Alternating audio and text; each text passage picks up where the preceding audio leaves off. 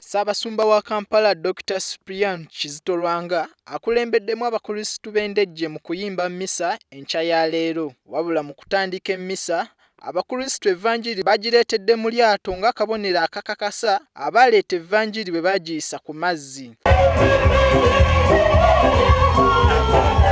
Wano Ssaabasumba w'asinzidde n'alaga obwennyamivu olw'emize emibi mu ggwanga gy'ayogeddeko nga akatyabaga koolekedde eggwanga lino. Awadde ekyokulabirako nga okulumagana, abazadde abakola obufumbo ng'abaana bawulira, abawala abazaala abaana ne babasuula, ssaako obufumbo bw'ekikula ekimu biyita ebisiyaga.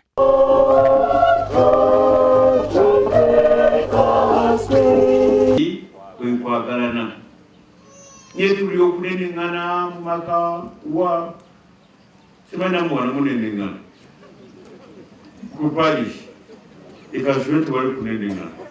Abono tulina okukkiriza okw'amaanyi, tulina okusuubira ate n'okukola. Ssaabasumba nga yabadde wa kuggulawo ekereziya St. Martyr Queen of Martyrs Catholic Church endejje, asoose kugirambula era wano waazuulidde nga bw'ebadde tennaggwa, bw'atyo n'agaana okugiggulawo n'asaba abakristu nti bagira balindako okutuusa ku majaguza ag'omwaka ogwokubiri. Wano abawadde obukadde 10 babongereze ku nteekateeka y'okuzimba.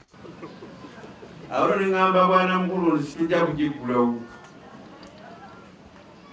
Katwefubirire lwe tunaakuza omwaka ogwokubiri. Were nga tukola ki?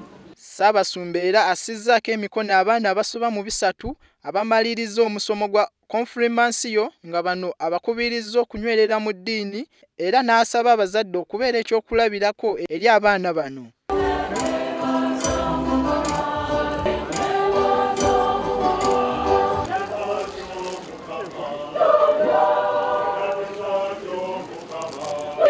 Wano abakristu oluvannyuma bakubye akalulu ke batuumye Zimba nga bw'owangula era nga okusinziira ku bwanamukulu wa parish eno Reverend Father Francis agamba nti kino kyakolebwa okwagazisa abantu okuwaayo okusobola okuzimba ennyumba ya Mukama. Tebajje bano n'ebirabo byabwe oba oli awo bwe kinaaba bwe kityo nga tebaliiwo wano tujja kubayita era mwongere okubakwata n'okubalaga nga batwala.